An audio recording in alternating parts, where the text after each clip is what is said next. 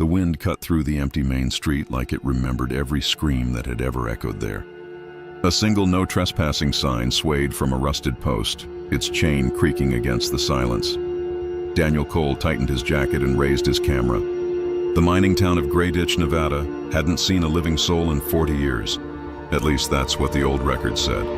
But the online forums told a different story.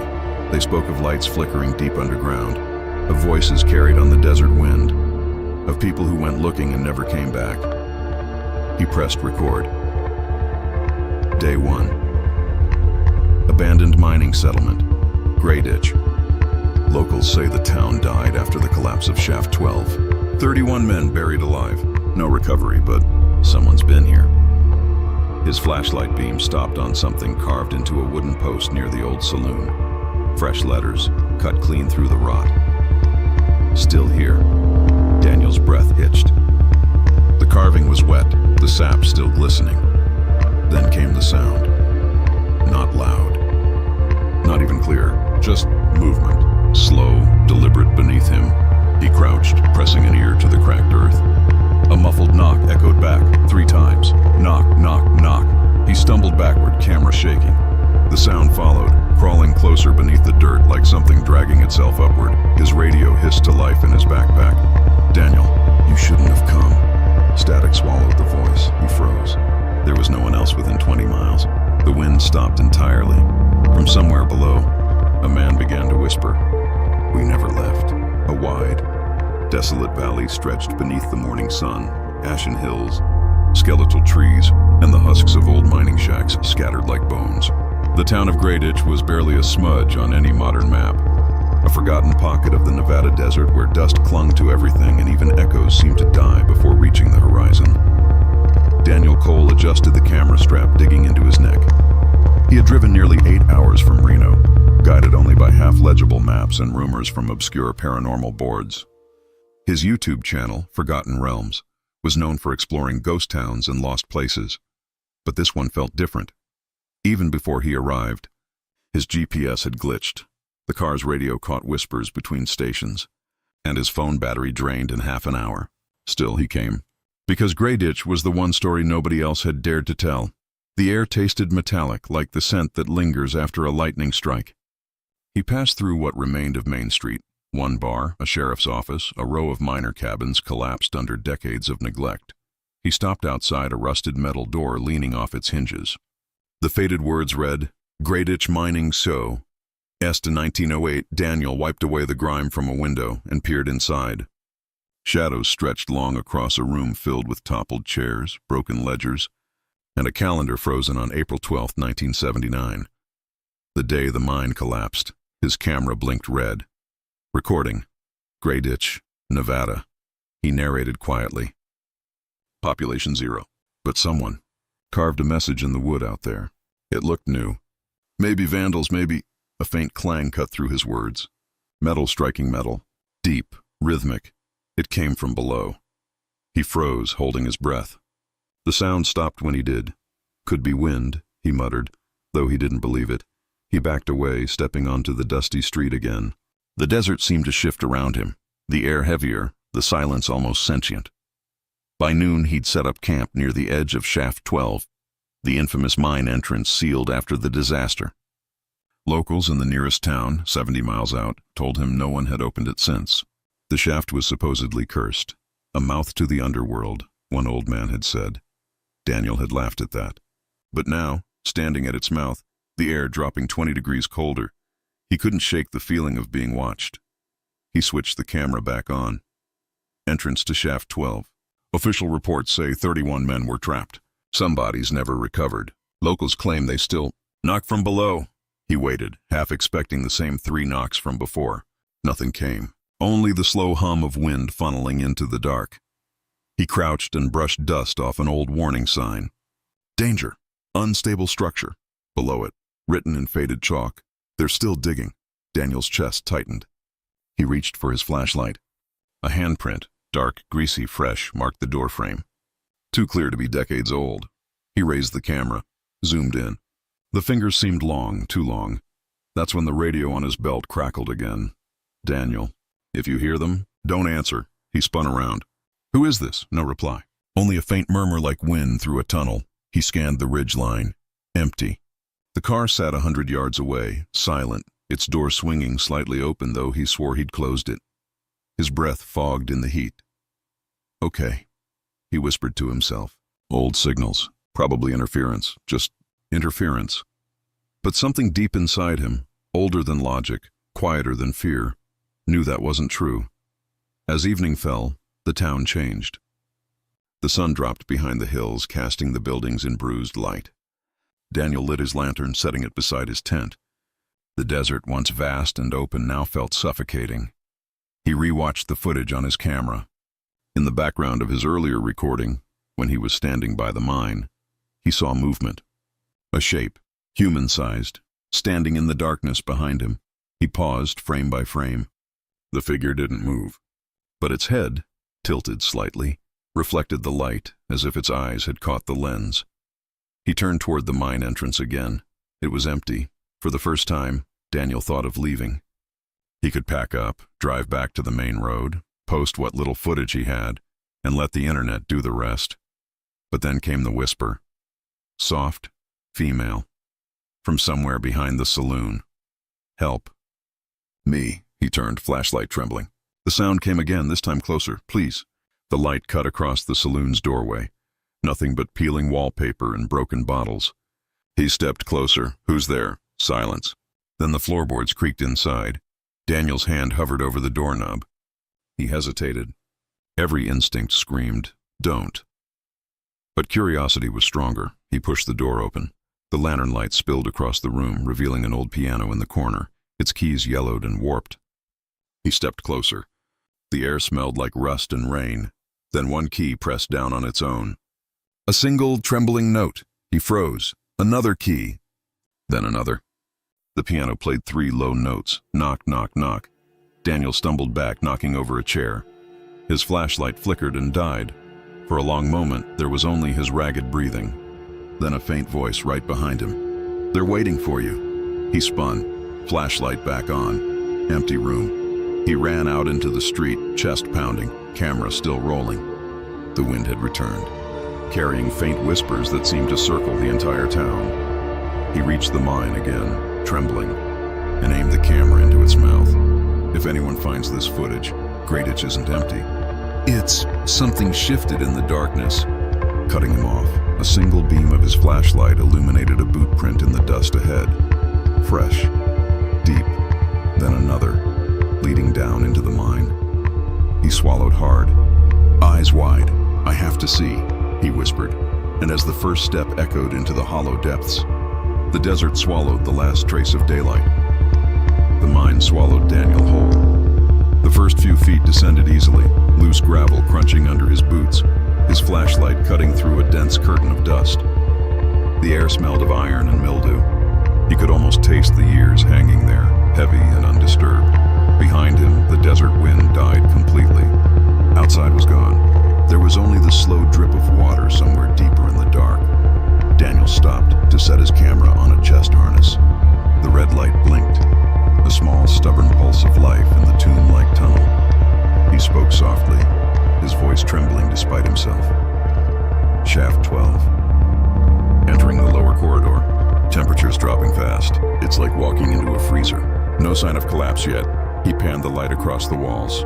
Pickaxe marks gouged into the stone decades ago. Some deeper, fresher. He frowned. That's not possible. The marks were clean, sharp, the dust still displaced as if someone had been digging recently. He moved deeper. The tunnel split in 2 directions, left leading downward, right leading to an old equipment room. He chose right. The room was half collapsed. Rusted helmets, broken lanterns, and something else. A row of lockers. Numbers painted on each in faded white. Most doors hung open, but one was shut tight. 27. He reached out, hand trembling. The metal was cold enough to sting. He tugged. It resisted. Tugged again. It creaked open an inch, and a burst of rancid air escaped. Inside, a miner's uniform still hung on a bent hook. A name tag barely visible. T. Alden. Daniel frowned. That name had appeared in the coroner's report. One of the men never recovered. He aimed the flashlight down. A boot still stood beneath the uniform, laces tied neatly. but no leg inside it. Jesus Christ. Something clattered behind him. He spun, flashlight shaking. A helmet had rolled from one of the shelves, stopping inches from his foot. The light inside flickered on, faint, sputtering like a dying firefly. That wasn't... The locker door slammed shut with a metallic snap. Daniel stumbled back, crashing against the wall. He gasped, heart hammering. For a moment, everything was still. Then a whisper, low and dry, brushed his ear. "Get back to work." He bolted from the room. The main shaft descended at an angle now, wooden beams creaking overhead. His footsteps echoed too loudly. Every sound seemed to come from everywhere. He recorded again, voice quieter this time. "There's something down here. Voices. They sound like they're inside the walls." His flashlight flickered. The camera caught brief glimpses. Shadows that didn't match his movement, a figure leaning against a support beam, gone when he turned. He reached a junction where the tunnel widened into a chamber. In the center stood an old mining cart, half filled with rock. On the wall behind it, carved deep into the stone, were the words, "Not dead." His breathing quickened. He ran his hand along the carvings, edges sharp, flakes of dust fresh. Someone had made them after the collapse. Suddenly a faint glow appeared ahead, a lantern's light swaying gently in the dark.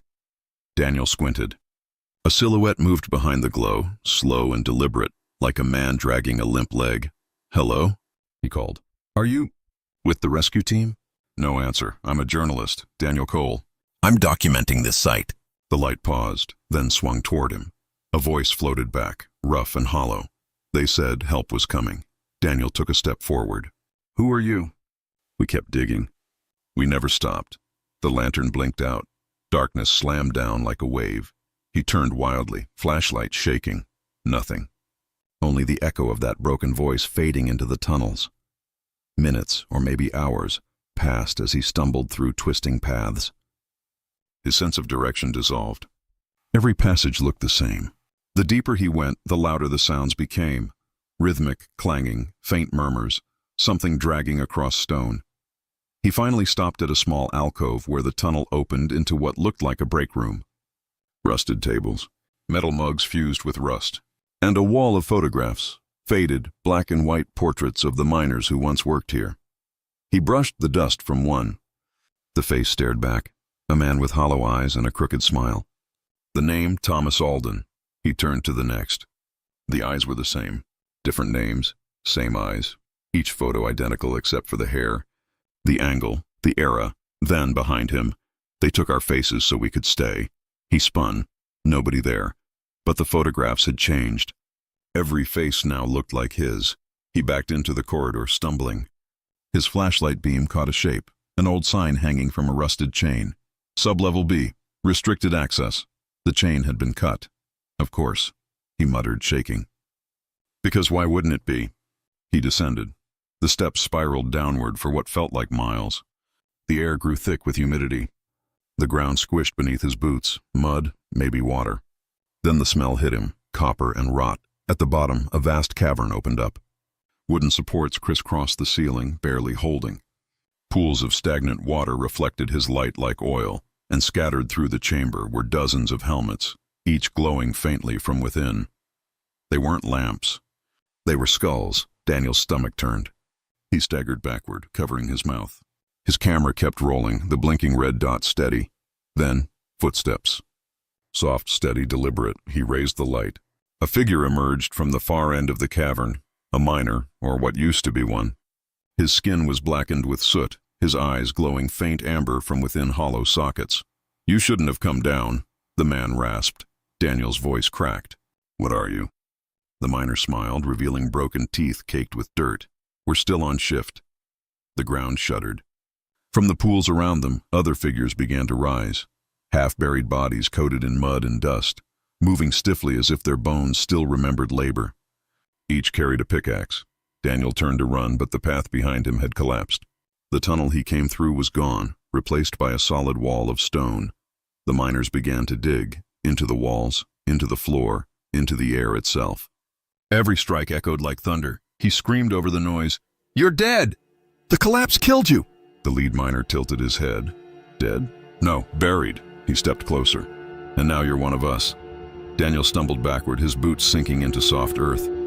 His light caught movement, dozens of hands reaching up from the ground, fingers clawing at his ankles. He kicked free, running toward a narrow tunnel on the side of the cavern. The camera jolted wildly, catching glimpses of faces, open mouths, glinting tools. He ducked into the tunnel, gasping for breath. The air buzzed with whispers. "Keep digging. Don't stop." He's still watching. He pressed himself against the wall, trembling. "They're hallucinations," he whispered.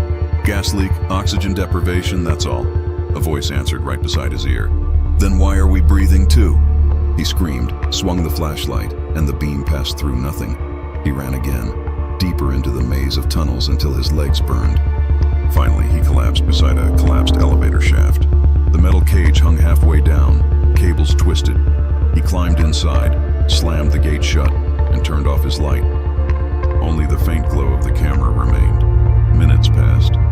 His breathing slowed, then footsteps on the metal above him. Slow, scraping. He looked up. Dust fell from the ceiling. A voice drifted down. "We remember the foreman. He sealed us in." Daniel's heartbeat thundered. "I'm not him." He said that too. A shape leaned over the edge, a head with hollow eyes, face obscured by a miner's mask. The mask looked old, but the name carved into it was fresh, D. Cole. He stared in disbelief. "That's my name." The miner smiled behind the mask. "You were always down here." The cable above groaned. The elevator jerked violently, then dropped an inch before catching. He scrambled for the controls. Rusted, dead. The voice continued calm and steady. "We never left the shift. We only forget between digs." The elevator shook again. "Stop," he shouted. "Please, what do you want?" "Relief."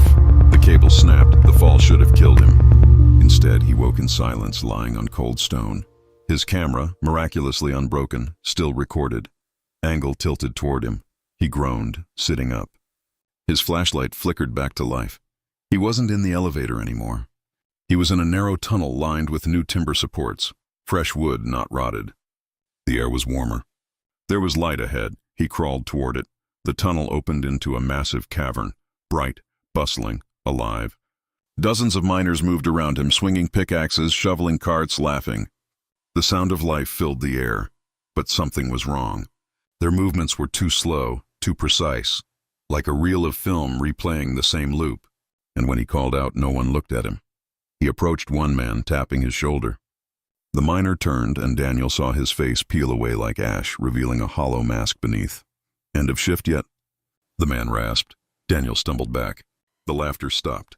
Every miner turned toward him in unison. The sound of pickaxes dropped to silence. "You came to tell our story," said the lead miner, the same one from before. "Now you'll remember it forever," Daniel's voice cracked.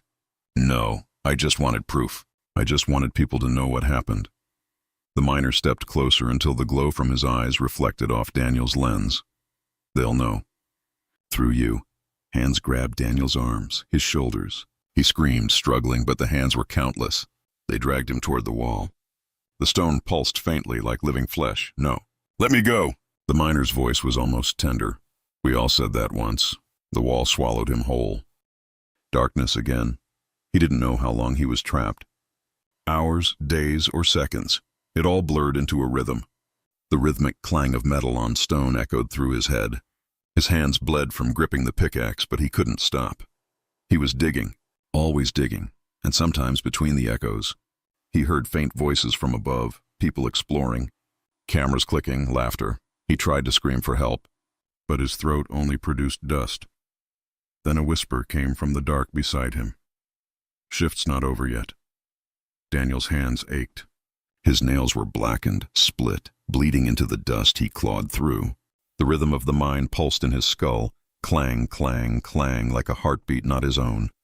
Every tunnel he had memorized, every step he thought he could retrace, had shifted. The walls bent slightly toward him, narrowing until he was scraping his shoulders against cold stone. He stopped, chest heaving. I can't. His voice echoed back at him, distorted, as if the mine itself were mocking his panic. He tried to focus on the camera strapped to his chest. The red light still blinked. It was proof he was real. Proof he still existed. But then came the whispers, countless, layered. soft as dust in his ears. "You always belonged here. We never left. Don't stop digging." Daniel spun, swinging the flashlight. Shadows twisted. Figures emerged from the walls, the floor, the ceiling, always just at the edge of his vision. He tried to shout, but the words caught in his throat. His own voice sounded alien. "Stop. Just stop." The echoes swallowed him. Time lost meaning. Seconds became hours, or perhaps the reverse. He passed the same collapsed corridor twice, 3 times. Every landmark repeated, slightly altered. Each time he looked, the walls were closer, the ceiling lower. The mine had grown, or he had shrunk. He stumbled into a chamber where the miners' tools lay in neat rows: pickaxes, lanterns, helmets. Everything was immaculate, polished, impossible. The helmets glowed faintly, their eye sockets reflecting his flashlight. He realized the glow was not inside them, but coming from himself. His reflection, or the illusion of it, was in the polished metal. His face elongated, warped. His eyes were empty holes. "No, that's not me." A hand touched his shoulder. He spun. Nothing. Only a shaft of light from his flashlight, quivering. But the pressure remained, like the hand was still there, warm, insistent, pulling him downward. He continued. Each step echoed in his chest like a drum beat, every tunnel identical, every corner hiding the same shadows. He could feel them moving behind him, crawling, whispering, patient. His lungs burned, his throat raw. Sweat and blood mingled on his face. A voice, his own, yet not called from the darkness. "You've been here before. You always have been." He froze. That voice, that accent, the hesitation, the fear, it was his. The tunnel shifted again. A wall that had been solid a moment ago was now an archway. Through it, he saw the desert above, sunlight, freedom. He sprinted toward it, but as he ran, the wall of stone and timber rose behind him faster than he could move. The exit receded. His chest heaved. The voice followed him. "No one leaves the shift." Daniel collapsed, gripping his knees. He closed his eyes. He tried to remember being outside, the road, the wind. But memories twisted. Faces from photographs he had seen earlier, the miners, were his own. His mother, his father, himself at age 10. The floor beneath him rumbled. The mine was alive, breathing, mocking. He forced himself to his feet, taking careful steps toward a faint glow. The light pulsed in time with the clanging in his head. The whispers grew louder, chaotic, overlapping. "Dig, work, remember. You belong here. We are you." Then he saw them. Not spirits, not shadows, not hallucinations, but reflections of himself, moving independently, swinging pickaxes, dragging carts, smirking with hollow eyes. Each clone identical, yet subtly wrong. Grins too wide, fingers too long, eyes too bright. They mirrored every fear he had ever had about himself. Daniel screamed, backing into a corner. Every tunnel he could flee into twisted into another identical chamber.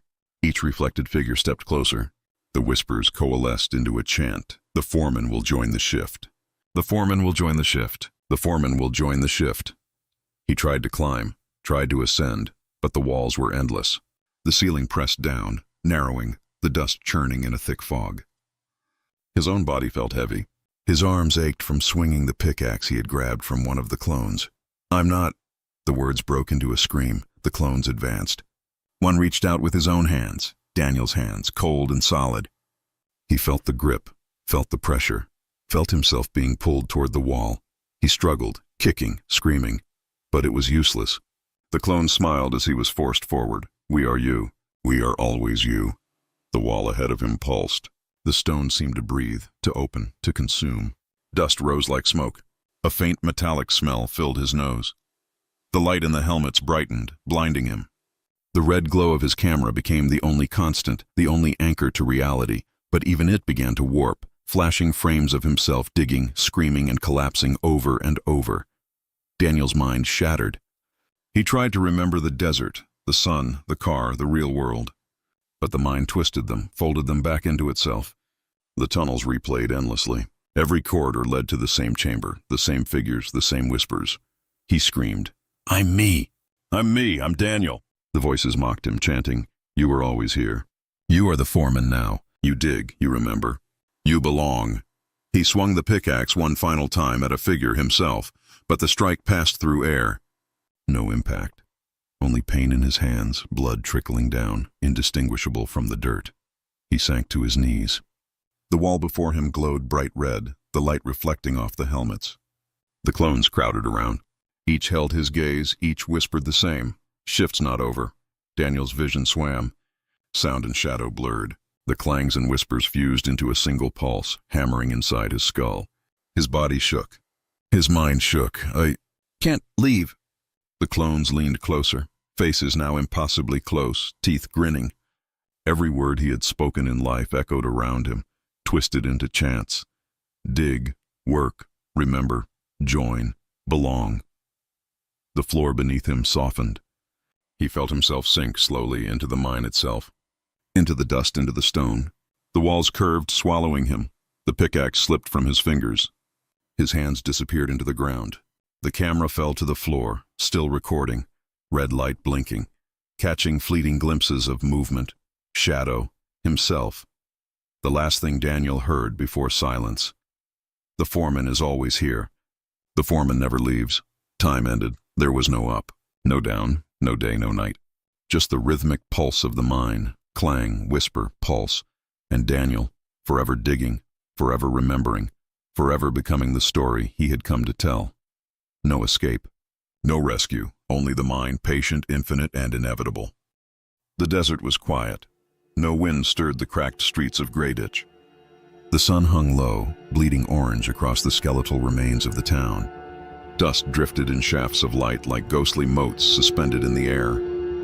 No birds sang, no coyotes howled. Only the memory of Daniel Cole lingered, though no one would ever find him except, perhaps, in the recording he left behind. The abandoned mining town looked ordinary now, as though decades of horror had never occurred. But the subtle signs remained, a door slightly ajar that had been firmly shut, shadows that stretched too long, whispers carried on the wind if you dared to listen. Weeks later, a team from a local historical society arrived.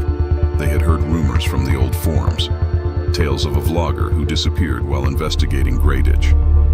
Their intent was scholarly, to document, photograph, preserve. The town looked abandoned. Broken windows reflected their flashlights. Rusted signs clung to posts.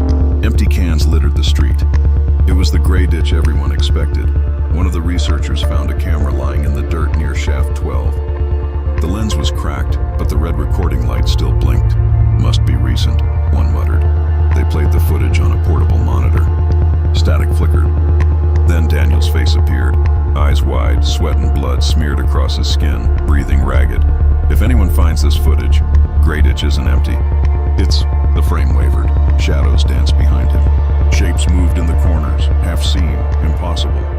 The feed cut, then returned to him staring directly into the camera, lips trembling. We're still digging. You'll always know. The screen blinked to static again. When the researchers looked up, the air was still. Too still. One of them shivered. Night fell fast in the desert. The team set up tents near the shaft, unaware of how close the unseen eyes were. Around the fire, they speculated on the mine's history, trying to rationalize Daniel's disappearance. Old mines are dangerous, one said. Collapsed shafts, bad ventilation, toxic gases. He probably got trapped. Yeah, another nodded, uneasy. But look at the footage. He wasn't alone. There's something in there. Something alive, the wind whispered over the canyon rim. It carried faint sounds, low and rhythmic. Clang, whisper, pulse. A sound that mimicked breathing. The team froze, listening. No one spoke after that. Inside shaft 12, Daniel existed differently now. He was no longer the man who had walked into the mine. Time had no meaning. The walls remembered his every step. The mine whispered his name. Every echo, every flicker of light reinforced a single, inevitable truth. He belonged there. Above, the desert remained serene, innocent to the casual observer. Yet anyone who wandered too close would feel it. A weight in the air, a tug on the mind, a subtle, unshakable feeling that someone or something was watching. The researchers didn't stay long. They recorded what they could and left before dark. That night, the town returned to silence. But in the smallest shadows, movement lingered. Tiny shifts in dust, the faintest scrape of metal against stone, the echo of a pickaxe striking rock deep below the surface. Daniel's camera remained behind, a silent witness. It blinked red under the pale moonlight, recording nothing and everything at once. Months later, the footage leaked online. Viewers across the country watched Daniel's final moments. Comments poured in, some skeptical, some terrified. Those who had never believed the forums now wondered if Grey Ditch was truly abandoned. But for those who knew the truth, the terror was deeper. They understood that Daniel's disappearance was not just a tragedy, it was an induction. The mine was patient, selective, inevitable. It waited for those who sought it out, slowly pulling them into the rhythm of its work, folding their identities into its walls. Inside the mine, Daniel dug. He had no concept of days or nights. The walls pressed against him. The earth shifted, breathing. The rhythmic clang, whisper, pulse kept him moving, deeper into himself and deeper into the mine's memory. Sometimes, between the echoes, he glimpsed shadows, figures he recognized as the men who had been trapped decades ago. Their faces were long gone, replaced by hollow masks, but in the eyes, he saw fragments of himself. Every fear, every regret, every hesitation he had ever held reflected back at him. "You are the foreman now," a voice whispered. "You dig, you remember?" He swung his pickaxe, striking rock, dirt, and phantom limbs alike. The pain was real, the fatigue unbearable, but the compulsion relentless. The mind would not allow hesitation. He was part of its memory now. The shift was eternal. Occasionally, he thought of escape. A door, a tunnel, the desert sun. But each time, the paths twisted. What he remembered became the mind's recollection. He remembered incorrectly. He forgot his own name. He could no longer recall the car, the road, or the wind on his face. Every time he tried to scream, his voice echoed back, altered. "You belong here." Outside, Grey Ditch remained unchanging. Tourists avoided it. Researchers documented it. Few entered, fewer returned. Locals spoke of the shift in hushed tones, warning curious souls to stay away. Those who came close felt uneasy. The air felt heavier. Their shadows stretched too long. They imagined movement in the corners of their eyes, whispers carried on the wind. And sometimes, if they listened carefully, the faint rhythmic sound of metal against stone would reach them. Clang, whisper, pulse. They told themselves it was the wind, the desert, or their imagination. But the truth remained. Deep beneath shaft 12, Daniel continued digging. The walls conformed to his memories. The tunnels obeyed the rhythm of his pulse. His identity, once distinct and stubborn, had dissolved into the mine itself. He was foreman, miner, memory, dust, and echo. He remembered fragments of his former life, only to forget them again. The camera sometimes captured glimpses of him, sometimes a full figure, sometimes only shadows or a hand reaching from the earth. He would continue forever, digging, remembering, becoming the story of Grey Ditch. And on rare nights, when the moon hung low, or the wind shifted across the desert ridges, the town whispered to the living, "We never left. You will join the shift. You belong here." The air thickened. Dust swirled without reason. And if one were brave or foolish enough to venture near shaft 12, they could hear it faintly, the sound of pickaxes striking rock, the echo of breathing, and a voice, low, patient, inevitable, calling a name that no one alive remembered. But that belonged to someone who would never leave. Daniel Cole. The mine waited. The shift continued. The work never ended. And Grey Ditch, though silent and empty to the world above, had claimed yet another soul.